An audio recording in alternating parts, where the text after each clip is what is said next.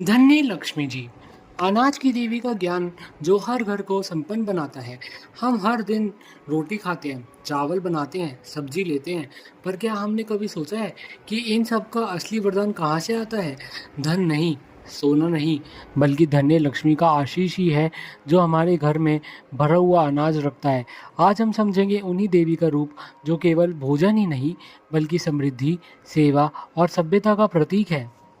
धन्य लक्ष्मी माता अष्टलक्ष्मी के 8 रूप में से एक है। ये रूप हमें याद दिलाता है कि धन के साथ साथ भोजन भी समृद्धि का एक रूप है। क्या हो अगर धन हो पर खाने को ना हो, इसलिए धन्य लक्ष्मी का दर्शन हर गृहस्थ के लिए अत्यंत महत्वपूर्ण है। धन्य लक्ष्मी का रूप और पहचान।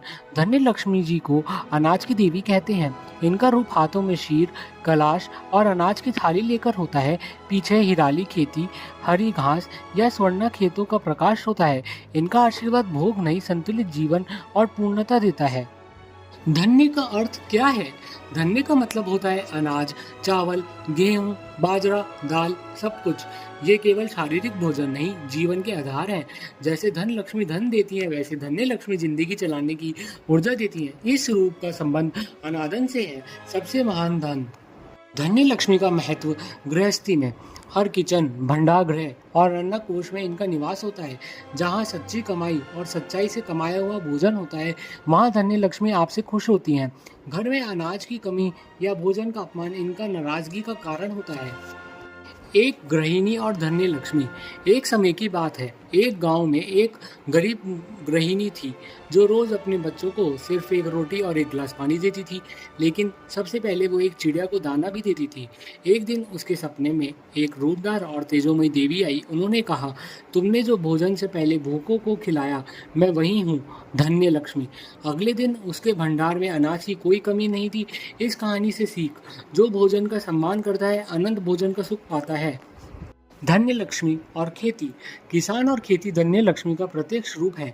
जहाँ हल चलता है वहीं लक्ष्मी का पद पद्म छू जाता है।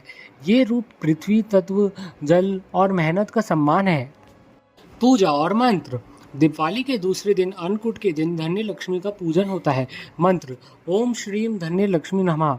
इस मंत्र का 108 बार उच्चारण करने से घर में समृद्धि, अन्न और शांति आता है। कैलाश में चावल भरकर पूजा की जाती है।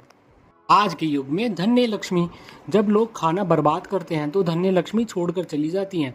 जब आप कृतज्ञता से भोजन लेते हो और अनादन करते हो, वो खुश होती हैं। अपने घर की रसोई को एक मंदिर समझना, जहाँ हर रोटी एक प्रसाद है। धन के बिना जीवन रुकता है, लेकिन भोजन के बिना जीवन ही नहीं बचा। इसलिए धन्य लक्ष्मी का आशीर्वाद हर इंसान के लिए सबसे बड़ा वरदान है। अगर आप चाहते हो कि आपके घर से कभी अन्न की कमी ना हो, तो इनकी पूजा सिर्फ मंदिर में नहीं, रोटी के एक एक टुकड़े में सम्मान देने में होती है। जब तक घर में एक रोटी भी सम्मान से रखी जाती है, तब तक धन्य लक्ष्मी का आशीर्वाद उस घर में हमेशा बना रहता है। जय धन्य लक्ष्मी।